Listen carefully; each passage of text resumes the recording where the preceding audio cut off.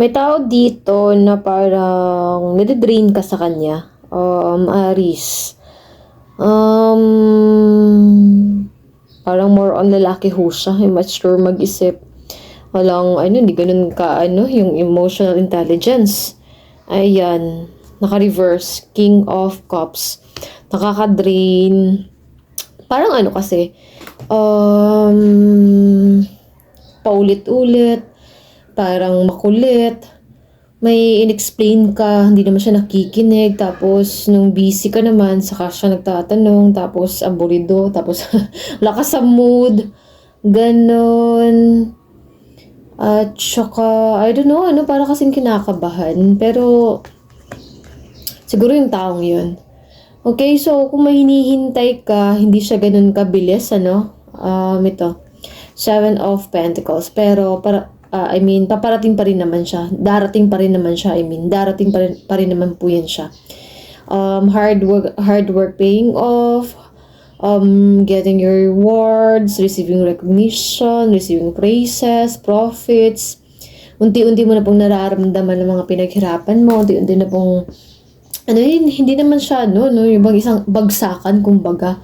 Pero meron siya, meron at meron. Dahan-dahan, consistent lang talaga. Consistency over perfection. Meron at meron po yan siya.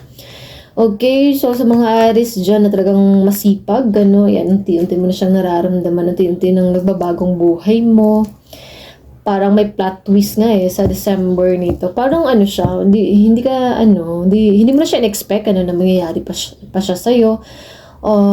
Siguro dinetouch mo yung sarili mo, hindi ka na lang umasa, hinayaan mo na lang din, saka siya nangyayari. Saka siya unti-unting nangyayari sa'yo. Yun yung nararamdaman ko, tapos parang hindi ka rin po makapaniwala. Hindi naman siya ganun na isang bagsakan, pero at least man lang, 'di ba, kahit papaano 3 araw na nakangiti, 3 araw na masaya ka, 'di ba? Okay, so people, connection, communication. So, eto, yan. Naka-reverse nga lang siya. Siguro may delay, siguro may mga bagay na hindi pa rin po, yung bang naging maganda the last time, pero ngayon inaayos. Tapos, I can feel dito, Aries, na parang napipilitan ka. Some of you na Aries.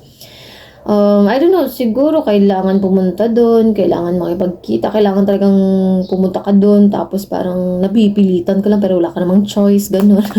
Kasi sabi ng nanay mo, pupunta ka doon. Kasi dapat buong pamilya, ganito, ganyan, 'di ba? Kahit ayaw mo, sige, go na lang. Parang napipilitan, kumbaga. Pero, ganun talaga, 'di ba? Minsan, hindi talaga natin feel yung mga tao sa paligid natin.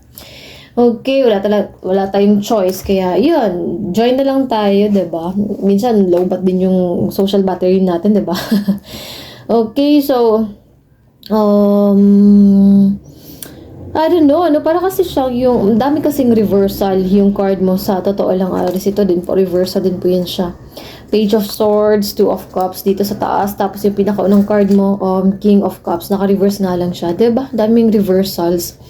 Okay, so may mga frustration, may mga disappointments, na nararamdaman, mga nangyayari, pero hindi ka nagpapa-apekto, hindi ka nagpapadala. Kasi 'di ba, holiday season, kumbaga. Kahit na gaano kahirap, kahit gaano kasakit, or bakit buisit yung narinig ko? Oh my goodness, sorry, sa word. Hindi ka nagpapadala, kumbaga, tapos, sinasabi mo sa sarili mo, kaya ko to, magiging maayos din siya. Which is good talaga. Oo. 'Di ba? Maging positive lang tayo. Although may mga nangyayari, pero wala tayong magagawa, kumbaga, 'di ba? It is what it is. Nangyayari talaga siya. Minsan may mga ganun na pa siya. Okay, nahihirapan pong mag-decide, pero feeling ko naman tapos na yung decision na ito. Nakapili ka na, Aries. Ayan, past kasi ito. Two of Pentacles. Mature, emotional, female, security, femininity, loving, warm, sensitive. Okay, so lumabas din pala yung Queen of Cups. Okay, so sa ngayon, siguro habaan mong pagpapasensya. Siguro tignan mo sa ibang anggulo. Siguro, kailangan mo talagang intindihin, Aries. Although, parang mainit ang ulo mo. Parang I don't know, siguro nagmamadali din, ganun. Pero, may mga delays din talaga siya. Pero, ayan, makakatulong sa'yo, yung ibang pag-iintindi. May energy kasi dito na forgiving someone din. Loving na tao, caring na tao.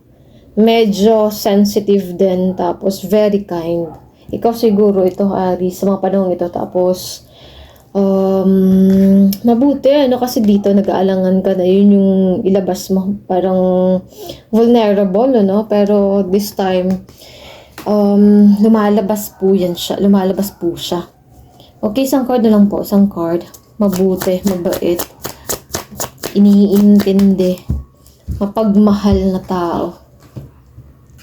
Okay, may mga bagong idea dito. I don't know, parang siyang siguro pagka January pa lang, January 1, 2, or 3, may ila-launch ka, may umpisahan ka. I don't know, siguro some of you, program, some of you, siguro sa diet, ganun, exercise, or some of you, yung sa pag-launch ng business, or pag-add po ng mga another product sa shop mo, or may mga bagong pag-aaralan, kasi new plans, new ideas, may bagong simula.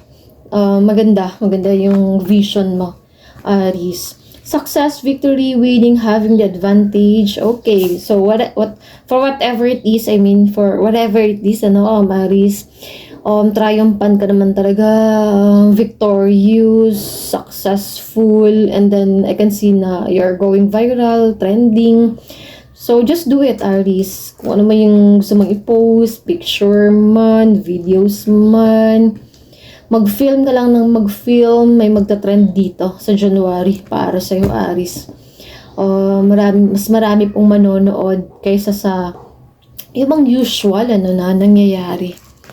Okay, so becoming a star, kumbaga. Wow, becoming a star, popular, famous, may trending, may mag-viral, holding on to people, possessions, issues, andito na naman siya. So, may grudge, may resentment.